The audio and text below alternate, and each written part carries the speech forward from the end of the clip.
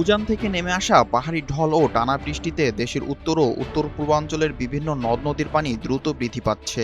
আগামী ৪৮ ঘন্টা থেকে ৭২ ঘন্টায় ভারী থেকে অতি ভারী বৃষ্টিপাতের পূর্বাভাস থাকায় কয়েকটি জেলায় স্বল্পমেয়াদী বন্যার আশঙ্কা দেখা দিয়েছে।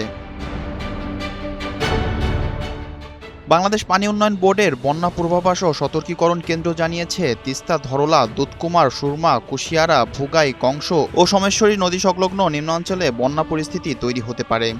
ঝুঁকিতে রয়েছে নীলফামারী, লালমনিরহাট, কুড়িগ্রাম, রংপুর, সিলেট, সুনামগঞ্জ, নেত্রকোনা, ময়মনসিংহ ও শেরপুর জেলার কিছু এলাকা। সুনামগঞ্জে গত ২৪ ঘন্টায় সুরমা নদীর পানি ৬৪ সেন্টিমিটার বেড়েছে।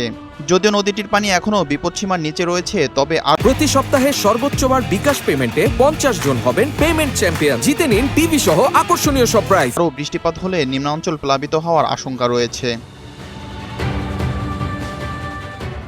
লালমনিরহাটে তিস্তা নদীর পানি ডালিয়া পয়েন্টের বিপদসীমার মাত্র ১৫ সেন্টিমিটার নিচ দিয়ে প্রভাবিত হচ্ছে। ইতোমধ্যে তিস্তার চরাঞ্চল ও নিম্নভূমির ফসলি জমিতে পানি প্রবেশ শুরু করেছে।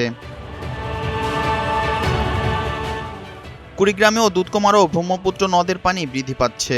জেলার বিভিন্ন নিচু এলাকায় পানি ঢুকতে শুরু করেছে। পাশাপাশি অন্তত ৩৫টি স্থানে নদী ভাঙ্গন দেখা দিয়েছে, যা স্থানীয়দের উদ্বেগ বাড়িয়েছে।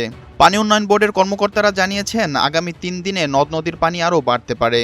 ফলে কয়েকটি জেলায় স্বল্পমেয়াদী বন্যা পরিস্থিতি সৃষ্টি হওয়ার পাশাপাশি কোথাও কোথাও নদীর পানি বিপদসীমা অতিক্রম করতে পারে।